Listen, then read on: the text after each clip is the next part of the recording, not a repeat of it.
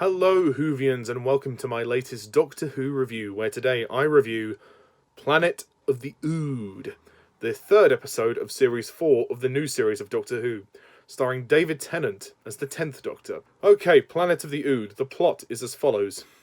The 10th Doctor takes Donna to her very first alien planet, the Ood Sphere. There, the Doctor encounters the Ood once more, and Red Eye strikes again. But what is causing it this time? He and Donna soon learn the horrible secrets kept by Ood operations, and they discover just what mankind is capable of. Elsewhere, what is the secret Warehouse 15 holds within its walls? The Doctor arrives, and everything will change. The revolution begins.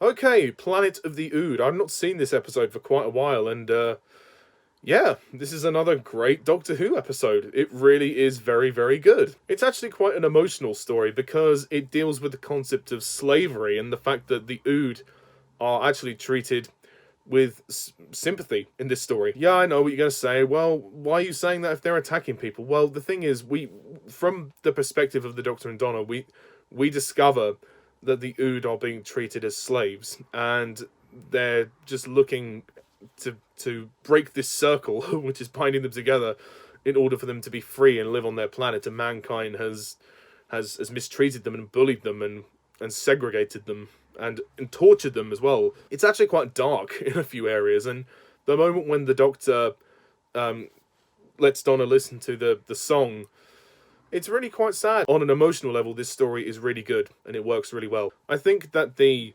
visuals of this story are amazing. The wide shot of the Ood Sphere planet is just incredible. It looks so good, and the interior set design and everything looks really impressive as well, considering it's only for a 45-minute episode. I really like David Tennant in this one. He's very good as the Doctor, and Catherine Tate as Donna Noble. She's also very good. This is a good one for Donna. It's a little bit similar to the Fires of Pompeii with Donna, in that Donna is feeling very sympathetic, although this time the Doctor is more siding with Donna, so there's no conflict as such. They're both on the same side this time, in which they both feel for the Ood and they just want to free the Ood, and yeah, I think it works very well. The comedy in this one is also quite good, when the Doctor and Donna have to keep saying they're not married and everything, but the episode does take itself more seriously. We've got quite a good supporting cast. We've got Tim McInnery, who plays Mr. Halpin, who's the guy who's basically in charge of Ood operations, and what's interesting about him is the fact that he's stressed and he's losing his hair, and his Ood friend, Ood Sigma, is giving him this, well, what we think is hair tonic, but it's actually this liquid that is turning him into an Ood, and at the very end we see quite a gory moment where he does rip his face off and he becomes an Ood, which is really quite, ugh. It's a little bit graphic, but it's quite freaky nonetheless. And I think the overall story is good, because it's an emotional one, and you can really feel sorry for the Ood. You really can, and much more than you could for the Impossible Planet and the Satan Pit in Series 2. I think this is a much stronger Ood story. You have Aisha Dahaka as Solana, who's like the sort of saleswoman. She's the front woman who's kind of pitching to the investors, about Ood, because the Ood are being sort of marketed off as slaves and servants, but of course they are having technical difficulties with them. I mean, in the Impossible Planet and the Satan Pit, the Ood were serving the crew on that particular story, but they weren't sort of sold off in any way, shape, or form. I like the idea of this story, with the way it touches on that, the way that they are exploiting the Ood for, merchandise, which is not what they are. And I think the episode is a fun one to watch. There's a lot of good spectacle. I think there's a scene when the Doctor and Donna are being chased in a warehouse, and the Doctor's being chased by this massive crane type claw-looking thing.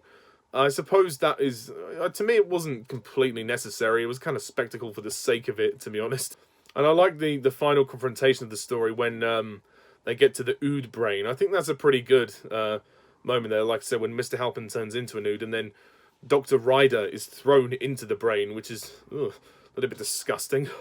Don't quite know how he falls into the brain, but okay, fair enough.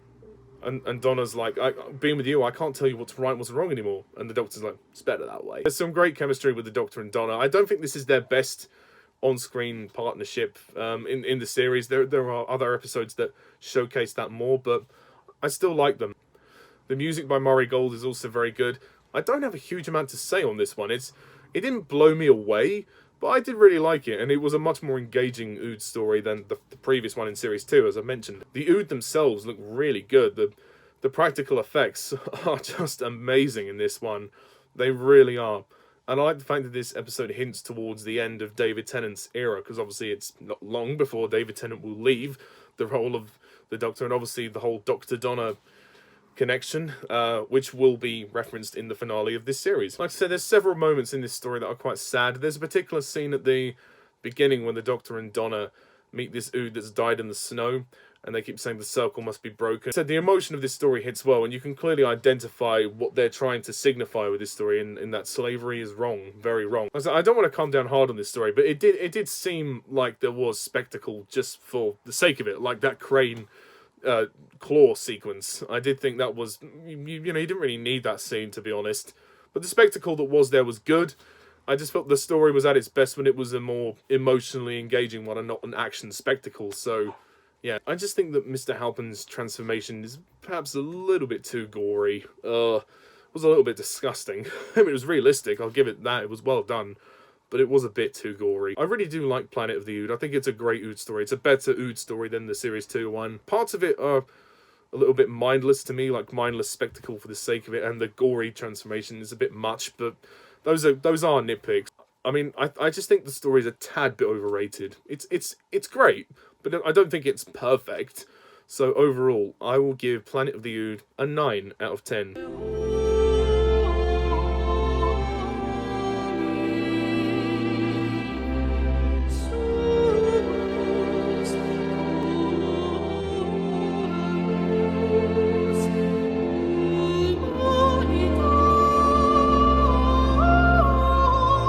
I was struggling with this one. When I was watching it, I couldn't pinpoint. There was just something about it that I don't know, it just didn't, it wasn't perfect. I wasn't going to sugarcoat it. But I still really like Planet of the Ood, and it's a great story.